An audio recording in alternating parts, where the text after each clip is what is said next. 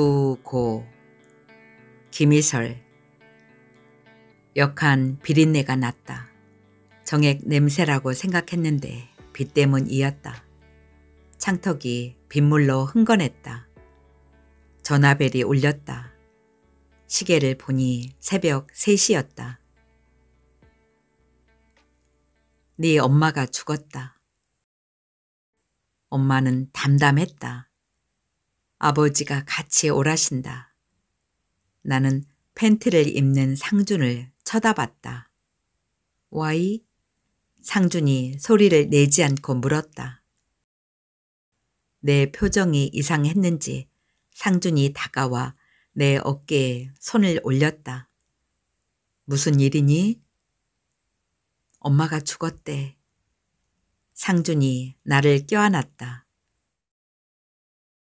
맨살에 닿는 상준의 몸은 여전히 뜨거웠다. 슬프겠다, 은희. 엄마는 지난 이태 동안 식구들의 짐이었다. 당뇨 후유증으로 온몸이 썩어 들어갔다. 시력을 잃고 다리를 절단하고도 생을 연명했다. 나는 슬프지 않았다. 그런데 어떤 엄마가 죽은 거니? 죽은 엄마는 나의 생모였다. 부고를 알린 건 나를 키워준 엄마였다. 나는 바닥에 벗어놓은 티셔츠를 입었다. 커피 줄까? 나는 고개를 끄덕이고 컴퓨터 앞에 앉았다. 다음 날까지 보내야 할 논문을 아직 끝내지 못한 상태였다. 이미 한 번 미뤘던 원고였다. 한글 창을 열 엄두가 나지 않았다. 나는 원용 선배에게 전화를 걸었다. 이제 와서 무슨 소리야? 엄마가 죽었다는 말을 못했다. 내게는 살아있는 엄마도 있다. 설명하자면 길었다. 너 아니고도 사람 많아. 일주일만 미룰게요. 이 바닥 좁다 너. 제 할 말만 한 원용 선배가 먼저 전화를 끊었다. 상준이 커피를 내밀었다. 어떻게든 일을 마쳐야 했다. 원용 선배의 눈밖에 나면 안 되었다.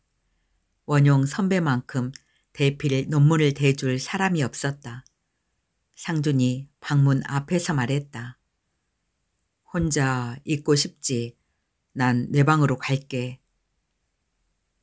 아버지가 같이 오래. 나? 나는 고개를 끄덕였다. 상준의 얼굴이 굳어졌다. 한국 장례식은 어렵지. 예전에는, 지금은 병원에서 하니까 그냥 있으면 될 거야.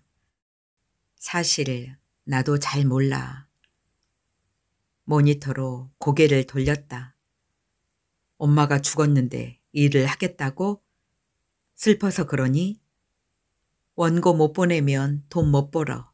단순한 이치야. 이치? 단순한 원리, 단순한 상황이라는 뜻이야. 상준은 침대에 걸터 앉아 나를 쳐다봤다.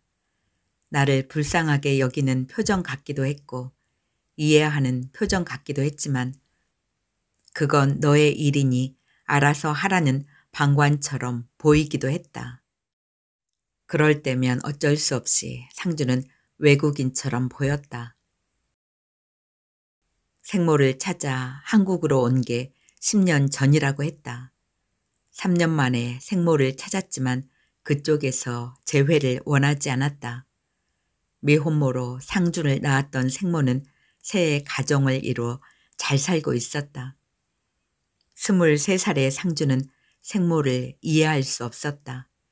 그런 이별을 방치한 한국 사회가 더 이해되지 않았다.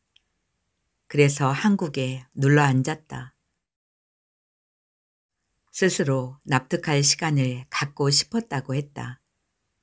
상준을 만난 건 학원에서였다. 이미 외국어 강사 경력이 쌓인 상준은 한국어에 능숙했다. 나는 한 번도 상준과 영어로 대화한 적이 없었다. 좋은 아침입니다. 상준이 자기 손에 든 커피잔을 살짝 들어 보였다. 나도 모르게 자리에서 일어나 상준을 향해 깍듯하게 목례를 했다. 학원의 강사들은 내게 먼저 인사를 건네지 않았다. 나는 안내 데스크에서 수강 신청을 받고 상담 전화를 받았다. 상준은 유일하게 먼저 인사를 건넨 학원 사람이었다.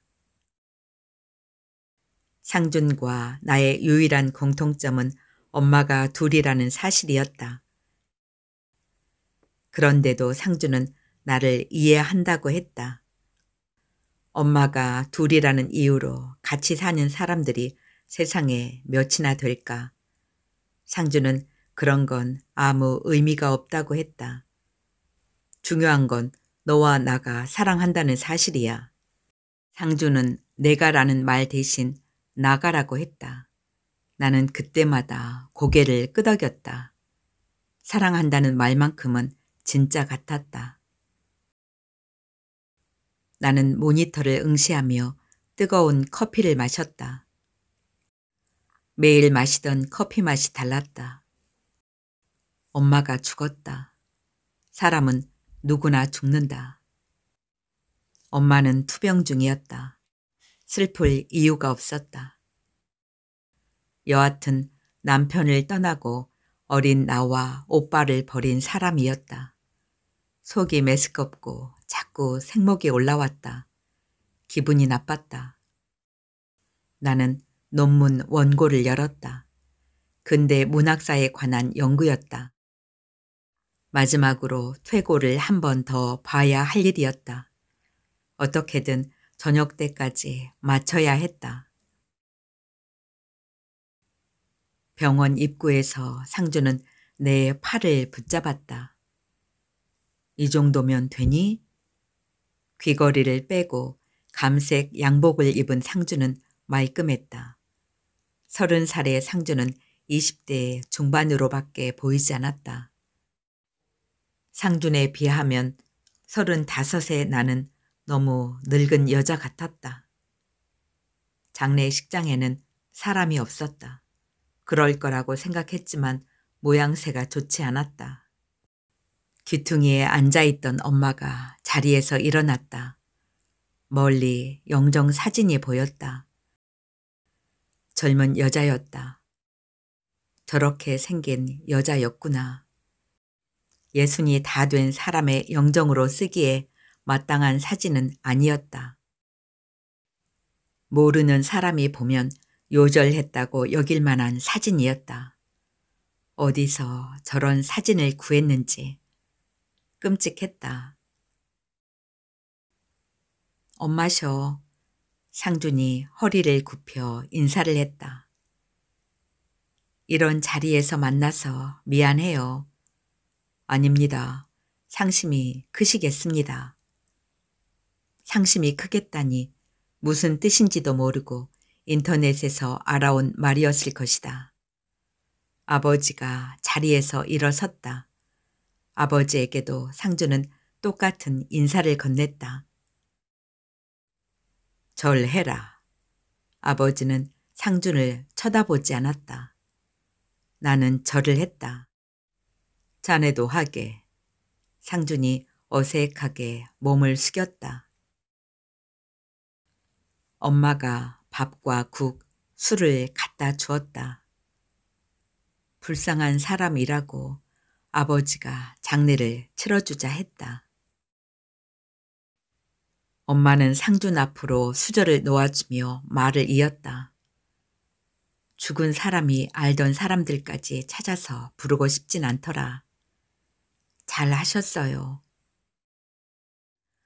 네가 서운할지 모르겠다만 나는 할 만큼 했다, 은희야. 엄마가 내 이름을 부를 때는 진심을 담은 말이라는 걸 나는 알고 있었다. 엄마의 눈가가 기미로 거뭇했다. 수저를 들었다. 국은 짜고 매웠다. 메스꺼웠던 속이 좀처럼 가라앉지 않았다. 죽은 엄마가 집을 나간 건 내가 초등학교에 들어가기 전이었다. 67살 즈음이니 기억이 있을 법한데도 떠난 엄마의 기억은 전무했다. 대신 어둑한 방 가운데 우두커니 앉아있던 아버지만 선명하게 기억이 난다. 자다 깨보면 어김없이 아버지가 엄마의 빈 베개를 노려보고 있었다. 그런 아버지를 본 것만으로 큰 잘못을 저지른 것 같았다. 아버지의 검은 실루엣을 목도할 때마다 가위에 눌린 것처럼 숨이 턱 막히곤 했다. 내가 중학생이 될 때까지 아버지 혼자 남매를 건사했다. 아침은 아버지가, 저녁은 오빠가 차렸다. 3살 위인 오빠가 중학생이 된 이후에는 내가 상을 차렸다. 얼마 지나지 않아 쌀을 안 칠 수 있었다.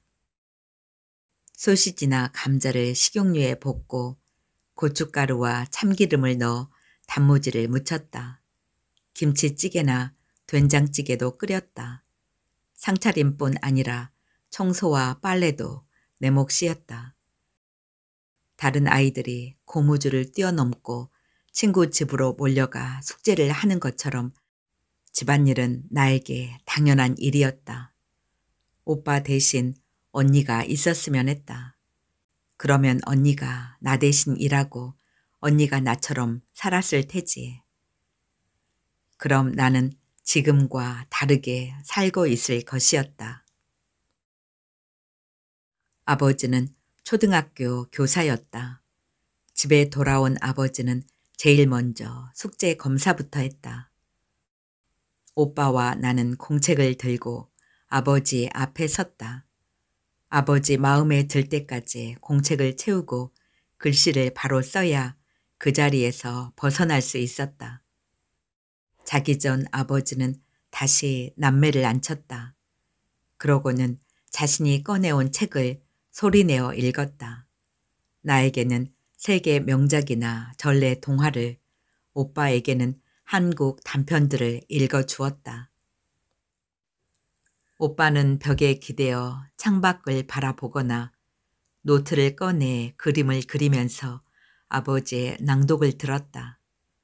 혼자 있는 게 싫었던 나는 베개를 들고 와 오빠 옆에 누워 잠이 들곤 했다. 김동인, 이효석, 염상섭의 단편들을 소리내서 읽는 아버지는 무척 외로운 인간처럼 보였다. 지금 생각해보면 아버지의 낭독은 다분히 위약적이었다. 내가 골라온 책은 뒷전에 두고 꼭 자기가 읽고 싶은 걸 읽었다. 가끔 주인공 대신 내 이름을 넣어달라고 조르기도 했지만 한 번도 응해준 적이 없었다. 그 입 좀 다물어. 내가 지금 읽고 있잖니. 책을 읽는 중에는 어떤 질문도 할 수 없었다. 더 읽어달라고 졸라도 언제나 한 권으로 끝이었다. 책을 다 읽은 아버지는 꼭 한마디 덧붙였다. 세상에 책 읽어주는 아버지는 흔치 않다. 넌 행복한 아이인 줄 알아라. 하지만 아버지는 나의 외로움에 대해 어떤 위로도 건네지 않았다. 엄마가 없다는 걸 펴내면 따돌림 받는다. 함부로 가족 이야기를 하지 마라. 말수가 적어야 귀여움을 받는 여자아이가 된다. 어디서든 나서지 마라. 평범하게 자라라. 나는 아버지가 바라는 대로 자라야 했다. 조용하고 집안일에 성실했으며 불만을 토로하지 않았다. 엄마가 그립다는 내색도 차마 하지 못했다. 그것이 10살도 되지 않은 내가 아버지에게서 배운 삶의 자세였다. 엄마 없이 자라는 여자아이의 마음 따위는 아버지의 관심사가 아니었다. 아버지가 낭독을 그만둔 건 내가 초경을 시작한 15살 여름부터였다. 문과였던 오빠가 아버지와 오랜 갈등 끝에 뒤늦게 예체능계로 바꾼 무렵이었다. 미술학원에 가겠다고 나서는 오빠를 불러 앉혔다. 기어이 내 고집대로 하겠다니 잘났다. 예술은 개나 소나 한다더냐? 빌어먹는 환쟁이가 되라고 내가 널 키웠구나. 어디 두고 보자. 오빠는 대꾸하지 않았다. 말수가 적은 오빠는 좀처럼 그 속을 보이지 않았다. 아버지는 오빠가 법대에 들어가기를 바랐다. 힘을 가지려면 법을 알아야 한다고 했다. 사회적 계급을 위해서라도 남자라면 마땅한 진로라고 설득했다. 그런 아버지에게 미대에 가겠다는 오빠의 선언은 아버지의 존재를 부정하는 일과 같았다. 자기 뜻이 꺾인 아버지의 노여움은 가시지 않았다. 자식에게 졌다는 걸 참지 못했다. 나는 아버지와 대척점에 있는 오빠가 오히려 부러웠다. 아버지가 바라는 대로 자라면 되는 줄 알았다. 그것이 아버지의 사랑을 받는 일이라고 여겼다. 그런데 아니었던 것이다. 차라리 못된 짓을 해서 실컷 두들겨 맞기라도 했다면 아버지에게 조금 더 살가운 부정을 느꼈을지도 모르겠다. 그러나 나는 어떻게 나를 표현해야 하는지 몰랐다. 아버지가 침묵을 강요했기 때문이었다. 자식이 전부라고 생각한 내가 천치였지. 나도 이제 내 생각하면서 살겠다. 그리 알아라.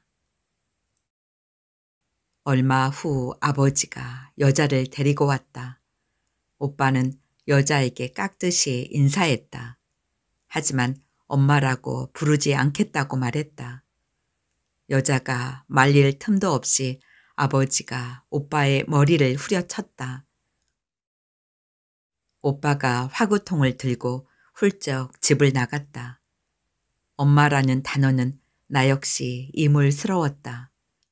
나는 여자를 오래 쳐다보았다.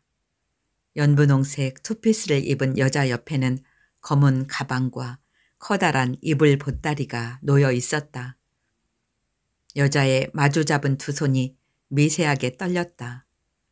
손톱이 짧아 속살이 벌겋게 솟아 있었다. 여자는 나와 오빠에게 꼬박꼬박 존대를 썼다. 밥 먹어요. 이제 그만 자야죠. 아버지가 그러지 말라고 했어요.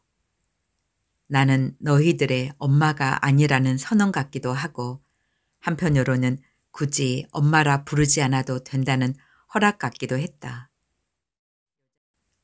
여자는 음식 솜씨가 좋았고 부지런해 집안은 언제나 말끔했다. 발소리를 내지 않았고 아버지와 다툼 한 번 없었다. 다만 여자는 1년에 한 번 일주일씩 집을 비웠다 돌아왔다. 마치 휴가를 얻어 떠나는 사람 같았다. 집을 비우기 전에는 일주일치 반찬과 국, 찌개를 냉장고에 재워 놓았다. 아버지 말로는 여자의 부모를 만나러 간다고 했다. 여자의 부모라면 오빠와 나에게는 외가가 될 터였다. 그러나 그쪽과 교류는 없었다. 아버지는 여자를 일가에 알리지 않았다. 집안의 대소사에 언제나 아버지 혼자 다녀왔다. 새로운 관계는 여자 하나로 좋겠다. 오빠는 재수 끝에 미대에 진학했다. 여자는 새벽마다 도시락을 싸주었고 저녁에는 화실 앞으로 저녁을 날랐다. 대학에 들어간 뒤 학교 앞에서 자취를 시작한 오빠에게 종종 반찬을 갖다 주기도 했다. 아버지는 여자가 들어온 이후로 입성이 좋아지고 살이 붙었다. 낭독을 하던 시간에는 여자의 무릎을 베고 텔레비전을 봤다. 좀처럼 들을 수 없었던 아버지의 웃음도 흔해졌다. 여자는 자기가 할 일을 잘 찾았고 항상 잘 해냈다. 여자 때문에 힘든 건 나밖에 없는 것 같았다. 여자가 들어온 이후 모든 것이 변했다. 계절마다 이불의 두께가 달라졌고 커튼 색깔이 바뀌었다. 냉면이나 쭈꾸미 같은 제철에 먹을 수 있는 별미가 상에 올랐다. 겨울을 앞두면 김장을 했고 손수, 만두를 빚었다. 베란다에는 철마다 꽃을 피우는 화분들이 빼곡히 들어찼다. 매일 삶는 수건과 속옷에서는 언제나 기분 좋은 냄새가 났다. 내가 하지 못하는 일들이 있었다는 걸 나는 몰랐다. 그것이 여자여서 가능하다는 걸 절감할 때마다 열패감을 느끼곤 했다. 나는 여자 때문에 집안일을 하지 않았으므로 갑자기 부여된 많은 시간을 어쩌지 못했다. 친구를 사귈 줄 몰라서 늘 외톨이였다. 책을 읽거나 공부만 했다. 그것밖에 할 줄 아는 게 없었다. 여자는 한결같았다. 정해진 시간에 간식을 주고 매일 깔끔하게 교복을 다려놓았다. 미처 꺼내놓지 못한 실내화도 깨끗하게 빨아 월요일 아침이면 현관 앞에 놓아두었다. 자라는 몸에 맞춰 새 속옷을 건넸고 용돈을 늘 넉넉히 챙겨줬다. 늦은 밤에 생리대를 사다 주거나 블라우스나 한복 저고리를 만드는 가사 숙제를 대신 해주기도 했다. 그래서 내가 여자에게 가장 많이 한 말은 고맙습니다 였다. 그런데도 여자는 나에게 학교 생활에 대해 먼저 묻지 않았다. 나는 가정통신문이나 성적표를 아버지에게 내밀었다. 여자는 늘 멀찍이 서 있곤 했다. 내가 여자를 엄마라고 부르게 된 건 17살 여름이었다. 야간 자율 학습을 마치고 집으로 오던 길이었다. 집 부근에 남자애들 4-5이 모여 있었다. 그중 하나가 내 이름을 불렀다. 또래로 보였지만 아는 얼굴은 아니었다. 너 이 집 살아? 그런데 나는 주춤 물러섰다. 무리가 나를 애워쌌다. 아버지 딸이라 이거지? 뭐? 어딘가 낯익은 생김새였다. 비밀 하나 알려줄까? 너 누구야? 너희들 뭐야? 남자애가 담배를 피워 물더니 고개를 끄덕였다. 무리 중에 둘이 내 두 팔을 잡았다. 왜 이래?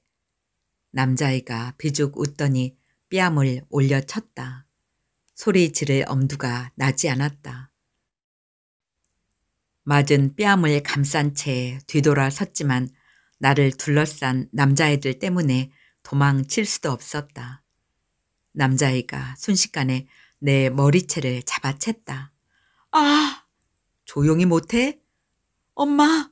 엄마! 나도 모르게 터진 말이었다.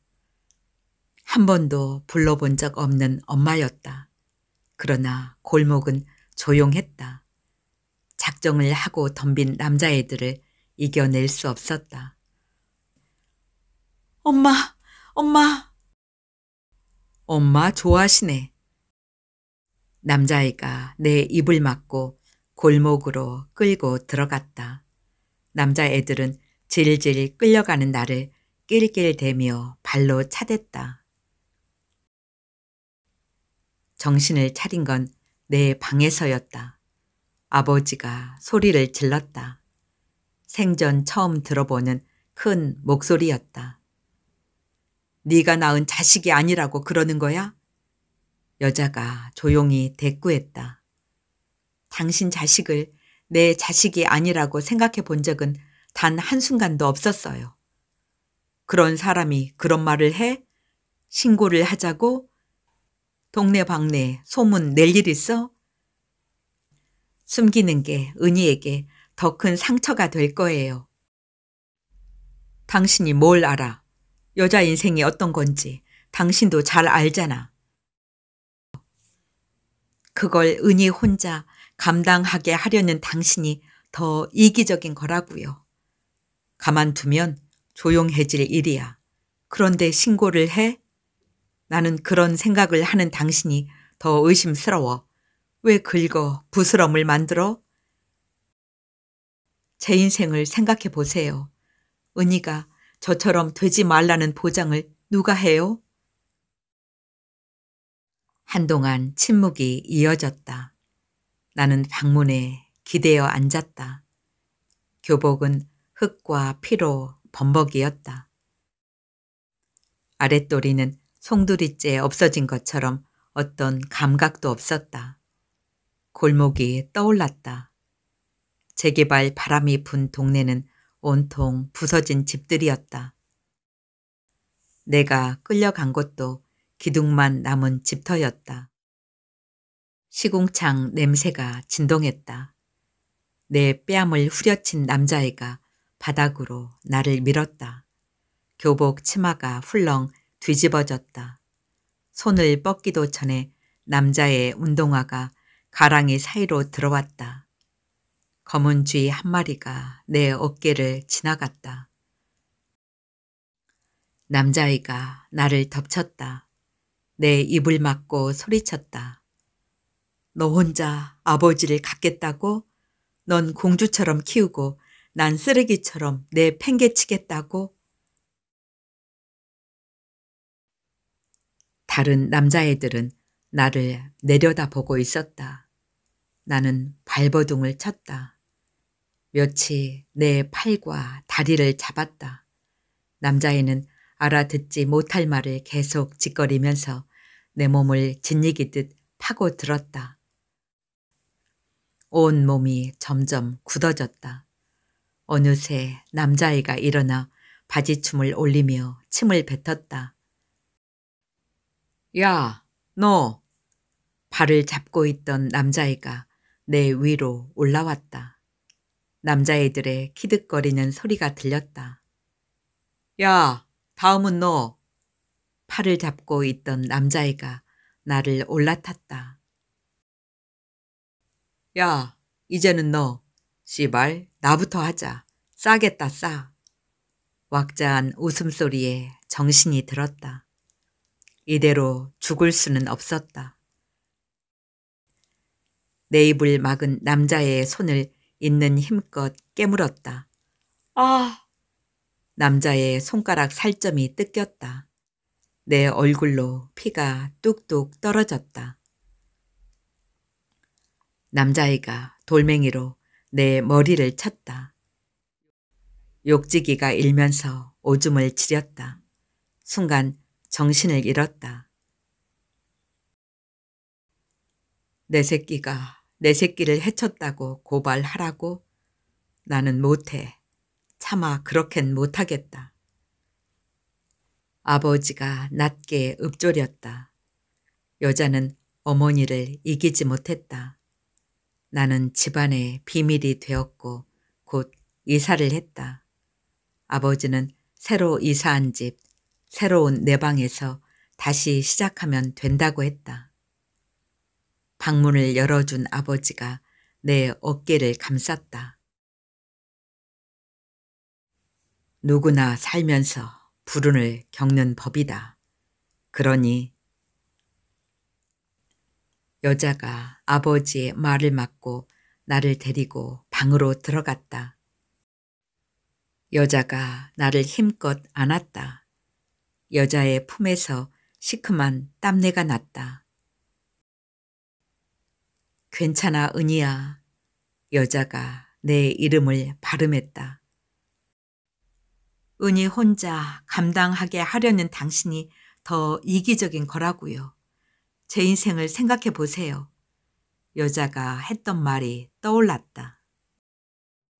여자도 나와 같은 불운의 경험이 있다. 집에 여자가 있다는 사실에 처음으로 안도를 느꼈다. 시간이 지난다고 기억이 사라지는 건 아니다. 기억은 언제나 생생하게 되풀이되며 재생되었다. 입 밖으로 내놓을 수 없는 비밀은 더욱 견고하게 기억에 매몰되었다.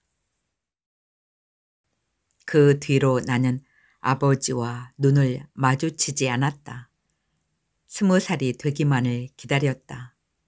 아버지와 한 집에 사는 이상 그날 밤의 기억에서 벗어날 수 없었다. 엄마가 상준을 물끄러미 지켜봤다. 은희에게 이야기 들었어요. 국적이 한국이 아니라고요. 네. 상준이 수저를 내려놓고 자세를 고쳐 앉았다. 한국 사회가 바라는 버릇을 이미 몸에 익힌 상준이었다. 들어온 지 10년이면 한국 사람 다 되었겠어요. 아, 아닙니다. 아직 부족합니다. 계속 한국에 있을 건가요? 결정하지 않았습니다. 아버지는 은희가 한국에 있기를 바라고 있어요. 나도 그렇고 오빠가 한국에 없다 보니.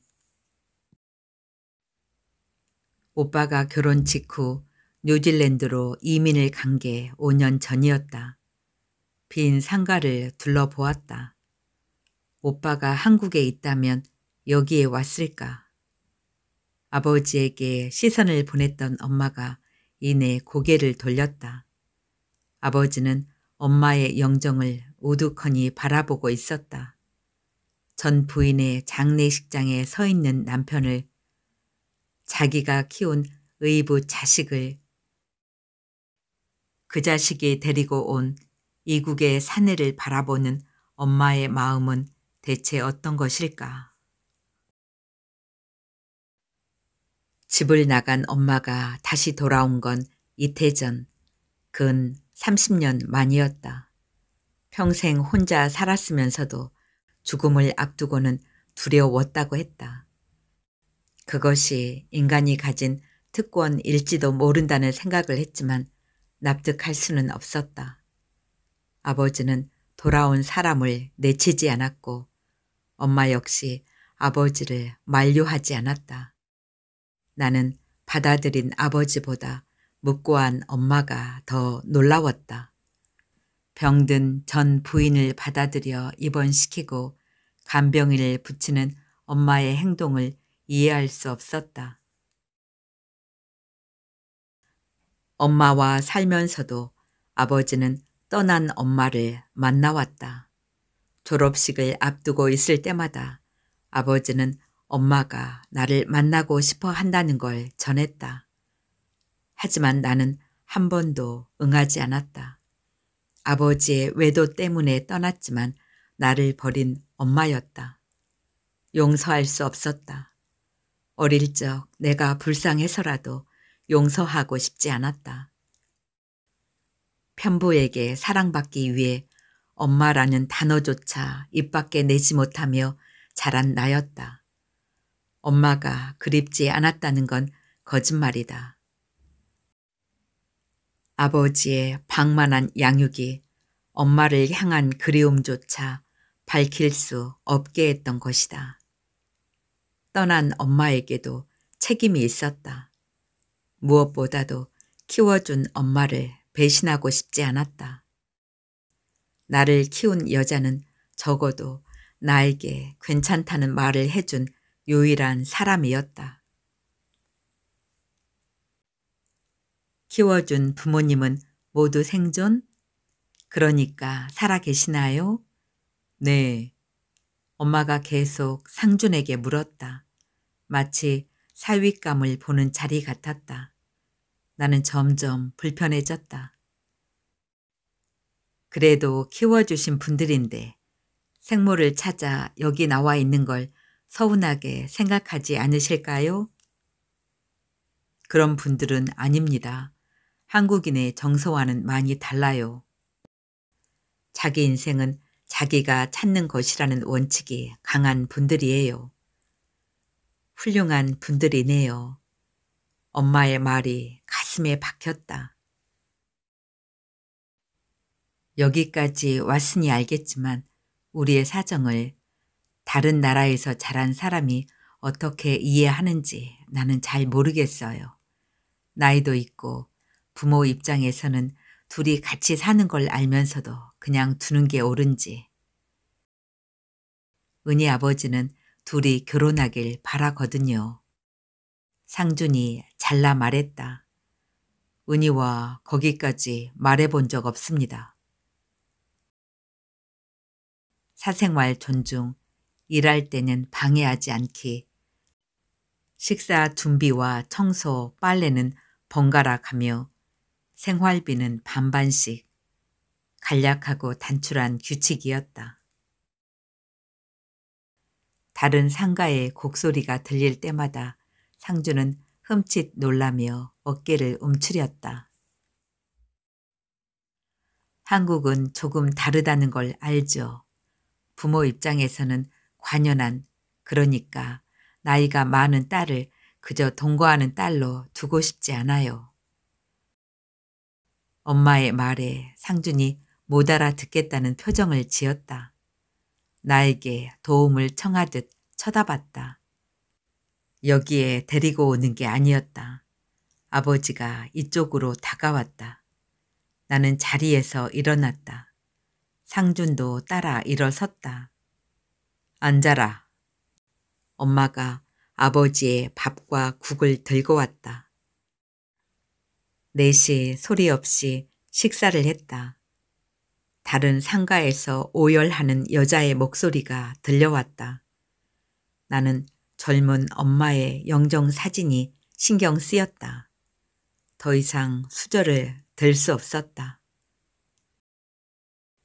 본인 스스로가 고른 사진이다. 뭐라 하지 마라. 아버지가 눈을 치켜 떴다. 평생 교육자로 살았다는 자부심이 강한 사람이었지만 그건 자기 논리일 뿐이었다. 친척이나 친구들에게 이혼과 재혼을 철저히 숨긴 걸 투철한 자기 관리라고 내세웠다. 자기의 외도로 집을 나간 사람의 죽음 앞에서 저렇게 서슬퍼런 영정 앞에서 밥술을 뜨는 사람이었다. 불운을 겪은 딸을 위해 이사하고 국적을 바꾸겠다는 아들을 막지 못한 것도 자신이 아량을 베풀었기 때문이라고 믿는 장본인이었다. 다른 상가로 들어서는 사람들이 모두 젖은 우산을 들고 있었다. 물기 가득한 공기가 상가에 맴돌았다. 상준이 자꾸 시계를 쳐다봤다. 더 있을 필요가 없었다.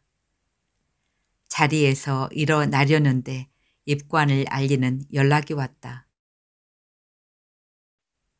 입관실과 참관실은 유리붓으로 나뉘어 있었다. 창너머에 엄마가 누워 있었다. 생소한 얼굴이었다. 입원했던 동안에도 나는 엄마를 보러 가지 않았다. 엄마의 기억이 없으니 생전 처음 보는 셈이었다. 엄마라는 호칭조차 무색했다. 저기 죽은 여자가 누워있을 뿐이었다. 입관 담당자가 수의를 다 입히자 가족들을 불렀다.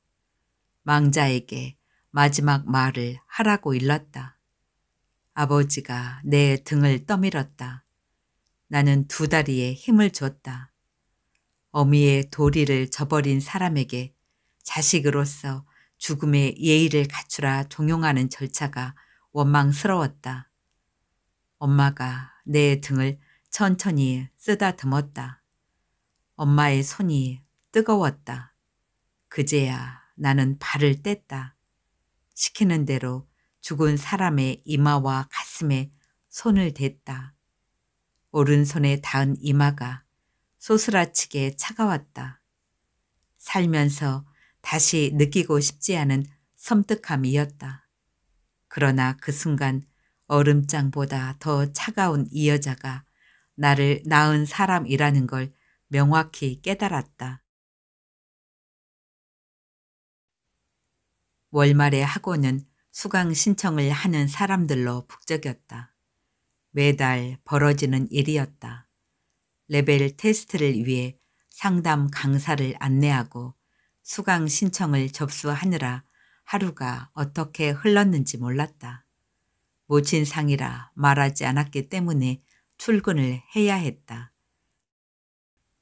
탈상 때는 어쩔 수 없이 휴가를 냈다. 하필 월말에 말 끝을 흐린 담당자가 인상을 썼다. 마침 상준이 사무실로 들어섰다. 눈이 마주쳤지만 상준은 이내에 시선을 거두었다. 자기 책상에 앉자마자 옆자리에 강사와 떠들었다. 학원에서 나와 상준의 동거를 아는 사람은 없었다.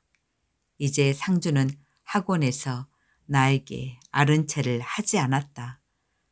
학생들과 담소를 나누고 학원 강사들과 회식을 가면서도 내게 눈짓 한번 주지 않았다. 장례식장에서 돌아오는 길에 나는 상준에게 엄마의 말은 신경 쓰지 말라고 했다. 결혼 같은 걸로 우리의 관계를 규정짓지 말자고 했다. 오케이. 상준의 대답은 명료했다. 상준이 끔찍이 싫어하는 된장찌개만 끓이지 않으면 결혼이 어려운 건 아니었다. 엄마가 둘이라는 것도 우리 사이에 문제가 될 건 없었다. 상준이 늘 하는 말처럼 사랑한다면 국적이나 과거의 일 따위는 중요하지 않았다. 나는 단번에 결혼 이야기를 접은 상준이 내심 서운했다. 정말 나와의 결혼을 한 번도 생각해 본 적 없니? 넌 가정이라는 걸 꾸리고 싶지 않니? 묻고 싶었지만 입을 다물었다. 약속이 있다는 말이 없었는데 상준의 귀가가 늦었다. 나는 불을 끄고 누웠다. 시계 초침 소리가 점점 크게 들렸다. 자고 싶은데 좀처럼 잠이 오지 않았다. 새벽에 발인이었다. 하루 종일 복잡하고 고단할 것이었다. 전화벨이 울렸다. 원용 선배였다. 보낸 원고에 대해 몇 가지 피드백을 해주었다. 메일로 지적사항을 보내놓고도 꼭 이렇게 다시 전화를 걸었다. 통화 말미에는 다른 일을 주었다.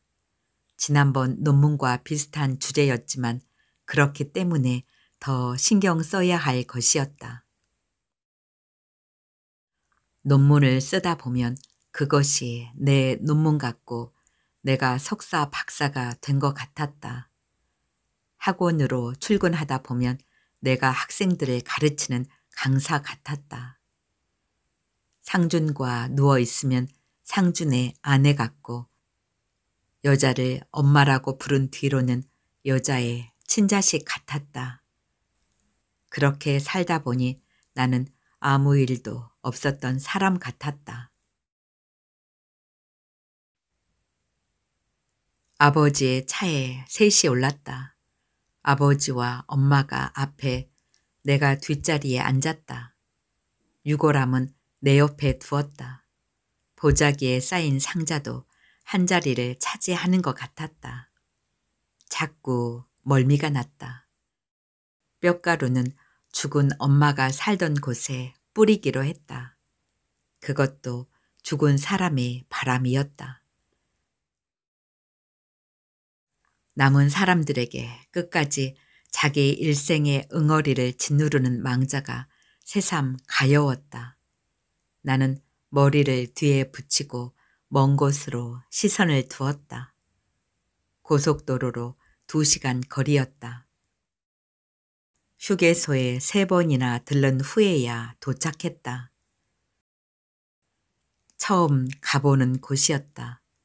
백숙집과 영양탕집이 즐비한 물가였다.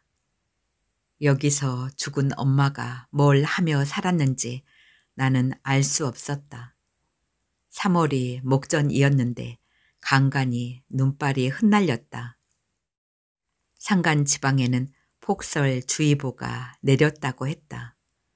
아직 추위가 가시지 않았는데도 군데군데 낚시꾼들이 보였다. 아버지가 성큼 물가로 다가갔다. 내가 아버지 뒤를, 엄마가 내 뒤를 따랐다. 물 앞에 선 아버지가 뒤로 물러섰다. 네가 뿌려라. 오빠가 한국에 없다는 사실이 새삼스러웠다. 앞으로 아버지와 엄마에 관한 일들은 모두 내 몫이 될 것이었다. 뼈가루가 몰 위에 둥둥 떠다녔다.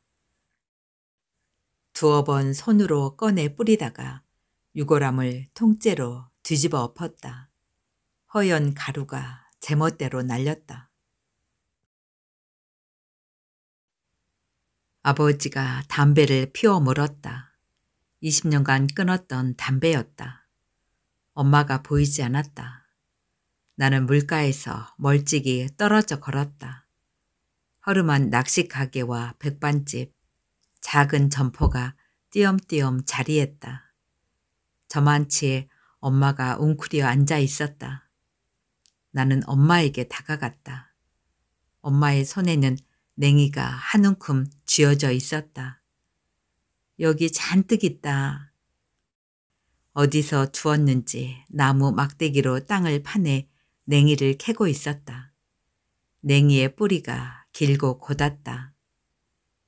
다 뿌렸니? 네, 고생했다. 말은 그렇게 했지만 엄마는 냉이를 찾느라 계속 앉은 걸음이었다. 아버지가 불렀다. 엄마는 아랑곳하지 않았다. 가요 엄마. 은희야. 엄마가 방금 캔 냉이 뿌리의 흙을 탁탁 털었다. 너는 늘 혼자 방에서 책만 읽는 애였다. 밥 먹으라고 불러도 도통 단번에 나오질 않았지. 그래서 네가 책을 만들거나 글을 쓰는 사람이 될 줄 알았어. 그런데 거짓말을 하면서 살 줄은 몰랐다. 나는 그게 속상해. 그렇게 살지 마. 비밀을 만드는 사람은 결국 외롭게 되어 있어. 나는 아무 말도 하지 못했다. 엄마가 다시 냉이를 찾아 자리를 옮겼다. 엄마의 등은 동그랗고 작았다. 너는 강한 아이야. 속은 문드러졌겠지만 적어도 허투루 사는 애는 아니지. 그게 늘 고마웠어. 내가 해줄 수 있는 일이 없어서 미안했고 그걸 꼭 말하고 싶었다. 돌아오는 차 안에서 엄마는 연신 냉이 이야기를 했다. 차 안에는 흙냄새가 가시질 않았다. 흙냄새 때문이었는지 멀미를 하지 않았다. 집에 돌아오니 상준의 방이 깨끗했다. 책상 위에 메모가 있었다. 한글이 아니라 영어로 쓴 메모였다. 왜 그랬는지 어렴풋이 알 것 같았다. 나와 함께 지낸 2년 동안 상준은 한국 사회를 조금 더 잘 이해하게 되었을까? 내가 찾아야 할 뉴 라이프가 무엇인지 알려주면 더 좋았을 텐데. 어쨌든 페어웰. 나는 뱃속 아이에 대해 상준에게 말하지 않은 걸 잘했다고 생각했다. 학원에 전화를 걸었다. 상준이 출근한 걸 확인한 뒤 일을 그만두겠다고 했다. 그리고 산부인과를 찾아갔다. 수술은 짧았다. 17살짜리 나를 데리고 산부인과에 들어섰던 여자는 눈물을 흘렸다. 회복실에서 눈을 떴을 때 여자는 내 손을 잡고 고개를 숙이고 있었다. 미안하다. 다 나 때문이다. 다 내 잘못이다. 미안하다, 은희야. 여자가 울고 있었다. 나는 여자의 혼잣말을 들으며 다시 눈을 감았다. 그게 왜 여자의 잘못인지 몰랐다. 다만 나는 여자가 나를 위해 울고 있다는 사실만 중요했다. 그날 이후로 나는 여자를 엄마라고 불렀다.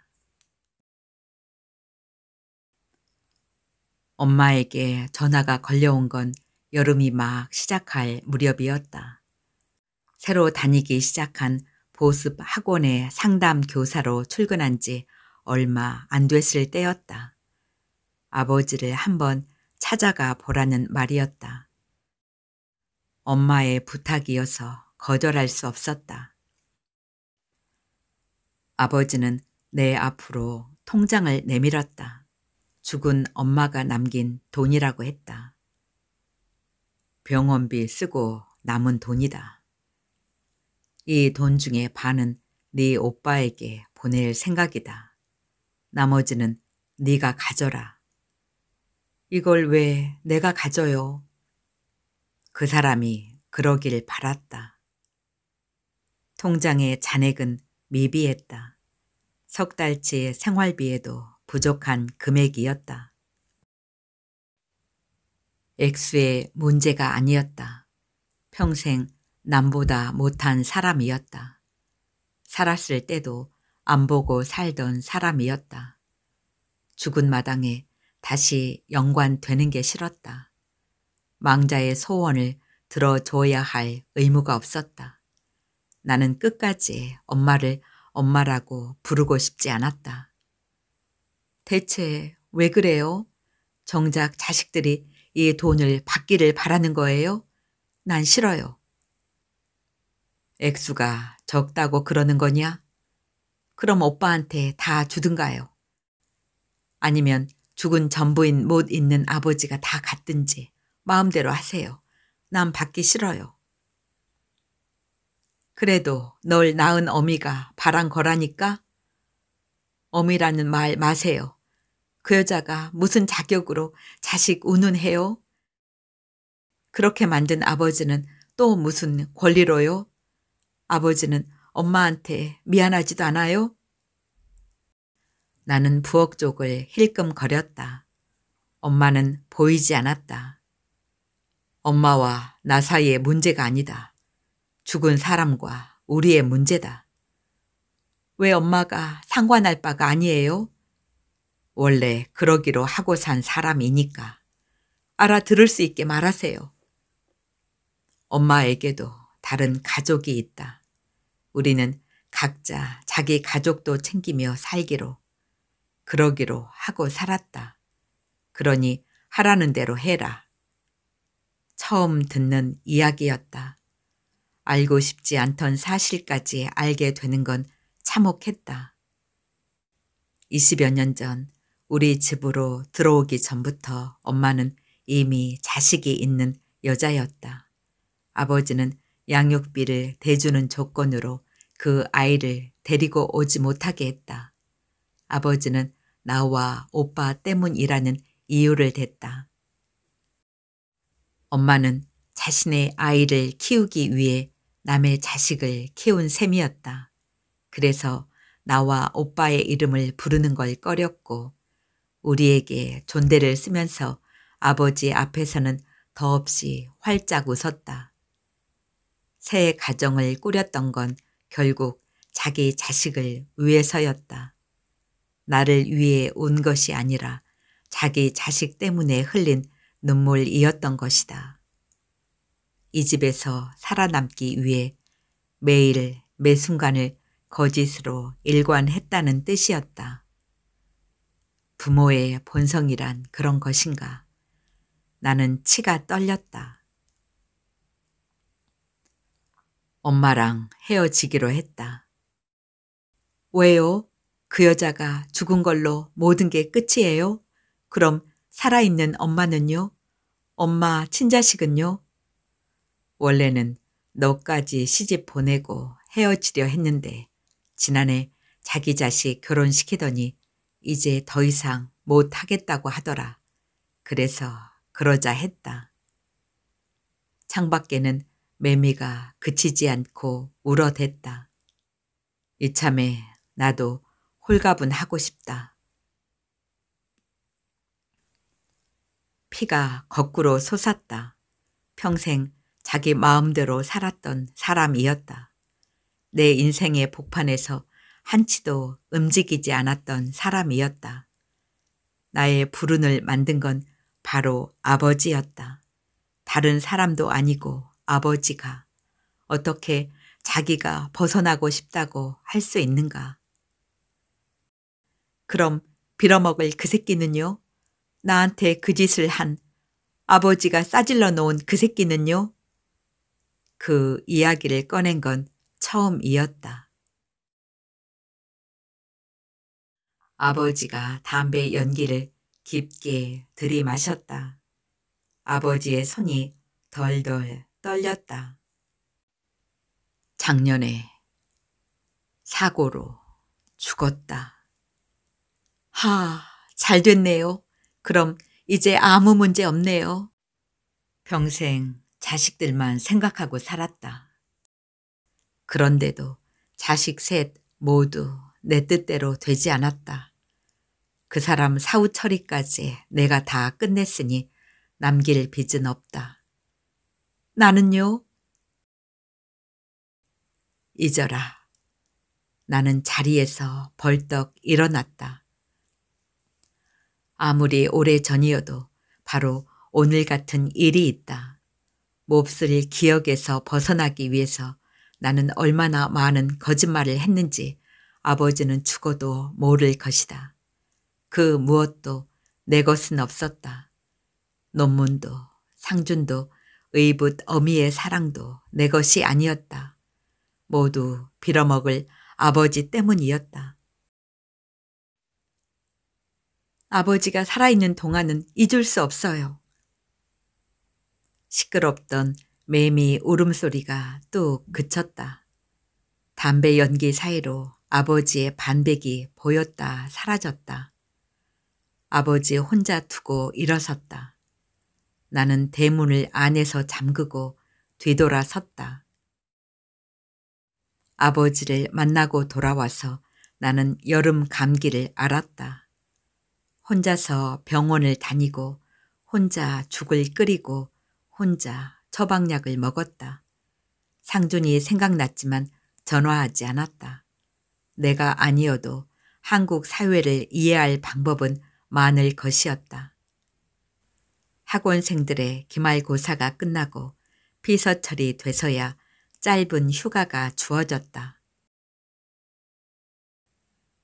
전화가 걸려온 건 막 논문 초고를 끝냈을 때였다. 열대야로 온몸이 땀이었다. 원용 선배는 제 날짜를 좀 지키라고 사람이 나밖에 없는 줄 아느냐고 윽박 지르면서도 꼬박꼬박 일을 대줬다. 차라리 네가 대학원에 가지 그러냐는 선배의 말이 농담처럼 들리지 않게 된 건 아버지에게 다녀온 이후였다. 결국 외롭게 될 거라는 엄마의 말도 자꾸 떠올랐다. 써먹을 데가 없더라도 거짓말을 그만두는 일은 그거밖에 없을 터였다. 원용 선배인 줄 알고 무심히 받았는데 엄마였다. 새벽 4시였다. 툭, 툭, 투둑 빗방울이 떨어졌다. 네, 아버지가 죽었다. 아버지가 스스로 생을 놓았다. 어쩐지 놀랄 일도 아닌 것 같았다. 마치 오래 준비해 왔던 소식처럼 들리기까지 했다. 자주 찾아간다고 했는데도 닷새가 지났대. 미안하다, 은희야. 이 더위에 닷새면 아버지의 몸에는 구더기가 끓고 시추가 심했을 것이다. 소나기라도 내리면 열대야가 수그러들까. 나는 창문을 활짝 열었다. 젖은 흙냄새가 훅 끼쳤다. 날벌레들이 불빛을 찾아 방 안으로 들어왔다. 파닥거리는 날갯짓 소리에 울음소리가 섞였다. 나에게 미안하다는 말을 한 유일한 사람도 여자였다. 괜찮아요, 엄마. 그제야 여자가 소리를 내어 울기 시작했다. 나는 날이 새도록 여자의 울음을 오래오래 들어주었다.